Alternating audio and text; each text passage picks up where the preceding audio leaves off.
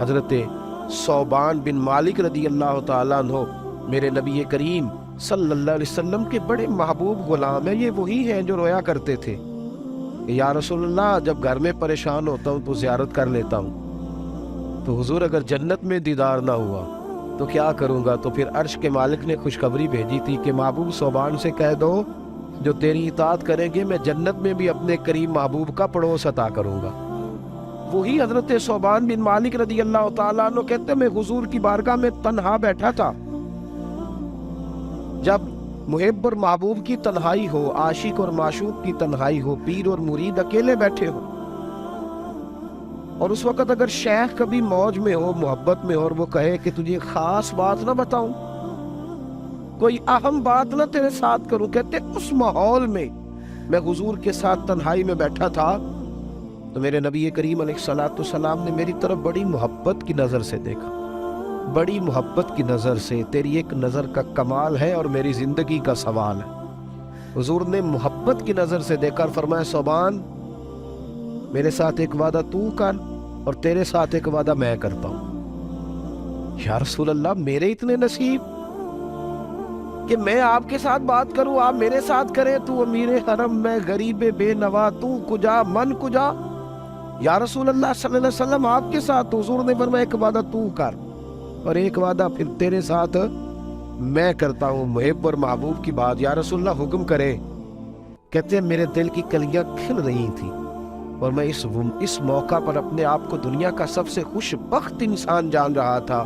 حضور نے فرمایا تو میرے ساتھ وعدہ کر، میں تیرے. حضور حکم کرے. مجھے یوں لگتا ہے کہ اس وقت میں سب سے زیادہ رفتوں اور بلندیوں پہ اپنے نصیبوں کو محسوس کر رہا ہوں. حضور حکم کرے. کیا خوبصورت جملے ہیں، کیا انداز ہے. نبی کریم علیہ السلام نے فرمایا صوبان تو میرے ساتھ وعدہ کر، تو زندگی میں کسی سے سوال نہیں کرے گا، تو کسی دنیا دار مالدار کے آگے ہاتھ نہیں پھیلائے گا. تو وعدہ کر، تو سوال نہیں کرے گا. کہتے میں نے کہا یا رسول اللہ کبھی نہیں کروں گا. تو محبوب نے فرمایا تو میرے ساتھ یہ وعدہ کر اور میں تیرے ساتھ بغیر حساب کتاب جنت کا وعدہ کرتا ہوں. پھر اللہ تجھے بغیر حساب کتاب جنت عطا کرے گا. تو نے کشکول طلب نہیں پھیلانا، ہاتھ نہیں پھیلانا، دنیا داروں سے نہیں مانگنا، سیٹھوں کی جیبوں پر نظر نہیں رکھنی. تم نے کبھی بھی نہیں دیکھنا کہ سامنے والے سے کچھ طلب کروں. تم نے جو اللہ نے تمہیں دیا ہے بھائی، گردن کو جھکا دیتا ہے خیرات کا پتھر، جہاں میں مانگنے والوں کے سر کبھی اونچے نہیں ہوتے. اور غیرت ہے بڑی چیز جہانے تگ و دو میں، پہناتی ہے یہ فقر کو تاج سردارا. اپنے مکان، اپنے کچے مکان سے پیار کر کے تو دیکھ، یوں لگے گا کہ سب سے بڑا محل یہی ہے. تو اپنے غریب ماں باپ سے بہن بھائیوں کے بیچ بیٹھ کے تو دیکھ، تو اپنے آپ کو سب سے زیادہ خوبصورت وقت گزارنے والا پائے گا. تو اپنے ہی دوستوں کی محافل کو آراستہ کر کے دیکھ، تجھے یوں لگے گا کہ دنیا کی ساری خوشیاں سمٹ کر تیرے ہی دامن میں آ گئی ہیں. تو کیوں دیکھتا ہے کسی کے پکے مکان کی طرف؟ اپنی مٹی پہ چلنے کا سلیقہ سیکھو.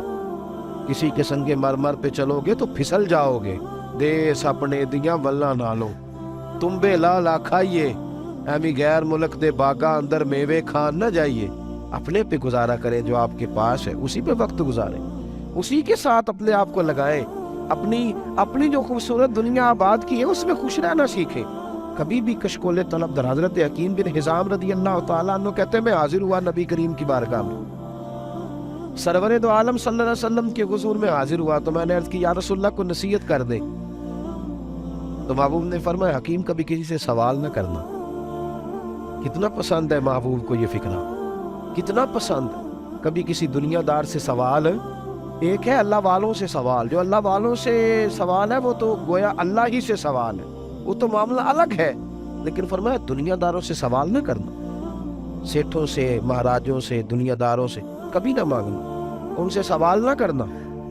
حضرت حکیم بن حزام کہتے ہیں میں نے کہا یا رسول اللہ میرا وعدہ رہا، میں کبھی نہیں مانگوں گا. حضرت حکیم بن حزام فرماتے میں کبھی گھوڑے پہ ہوتا تھا نا یا اونٹ پہ، تو میرے ہاتھ سے میرا کوڑا بھی گر جاتا تھا نا زمین پر، تو میں نے کبھی یہ بھی کسی سے سوال نہیں کیا تھا کہ مجھے پکڑا دو. میرے ہاتھ سے کبھی میرا کوڑا، یوں سمجھ لیں کہ میرا عصا، میرا ڈنڈا، میری چھڑی گھوڑے پہ بیٹھے ہوئے کبھی. یہ صحابہ کی نبی پاک کے ساتھ وفا کا عالم ہے. फरमाते हैं कि ये आलम था हमारा कि कभी मेरे हाथ से मेरी छड़ी गिर गई, मेरा दुर्रा गिर गया, मेरा कोड़ा गिर गया, वो भी कभी किसी से सवाल नहीं किया कि मुझे पकड़ा दो। फरमाते हैं कि दिन मेरे हाथ से मेरा कोड़ा गिर गया, मैं ऊंट पे बैठा था, कुछ बुढ़ापा आ गया था, तो मैं तकलीफ के साथ एक दफा नीचे उतरा, नीचे उतर करके फिर मैंने उसे उठाया, और उठा कर जब मैं दोबारा घोड़े पे बैठने लगा तो बुढ़ापा था, जरा मुश्किल महसूस हुई। तो मेरा गुलाम पास खड़ा था, कहने लगा हुजूर ये कोई काम था जिसके लिए आप नीचे उतरे और उतर करके फिर आपने कोड़ा उठाया और दोबारा आप बैठ रहे हैं ऊँट पर, मुझे हुक्म कर देते मैं पकड़ा देता। तो फरमाते मैं मुश्किल से ऊपर चढ़ गया, तो मैंने उसे कहा यार थोड़ी सी तकलीफ तो जरूर हुई है, थोड़ी परेशानी तो जरूर हुई है, लेकिन अपने महबूब से वादा किया था, थोड़ी तकलीफ जरूर हुई है पर रूह को सुकून बड़ा मिला है, वजूद को थोड़ी तकलीफ हुई है पर दिल को बड़ा सुकून आया है। कभी भी न देखे दाएं बाएं, कभी भी गौर न करे किसी के पास क्या है, कोई किधर जा रहा है, कोई किस तरफ लगा हुआ है।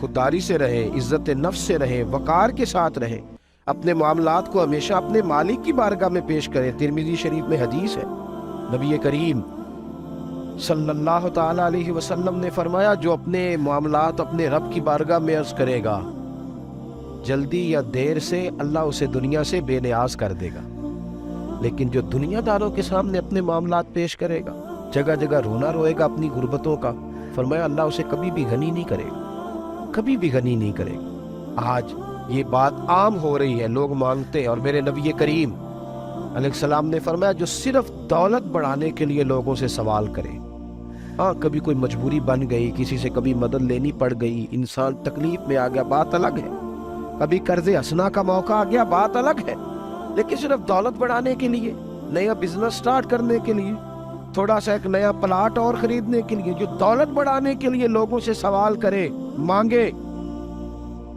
नबी करीम अलैहिस्सलाम फरमाते हैं जब क़यामत के दिन वो आएगा तो उसके चेहरे पर गोश्त नहीं होगा, सिर्फ हड्डियां होंगी, खराशों वाला चेहरा होगा, जो सिर्फ पैसा बढ़ाने के लिए हाथ फैलाता है, मजबूरन नहीं, सिर्फ दौलत कमाने के लिए जमा करता है। इससे बचे, खुददारी के साथ रहे, वकार के साथ रहे। और बात अमीरों की खुददारी की तो हो ही रही है, लेकिन मैं असल बात कर रहा हूँ गरीबों की खुददारी।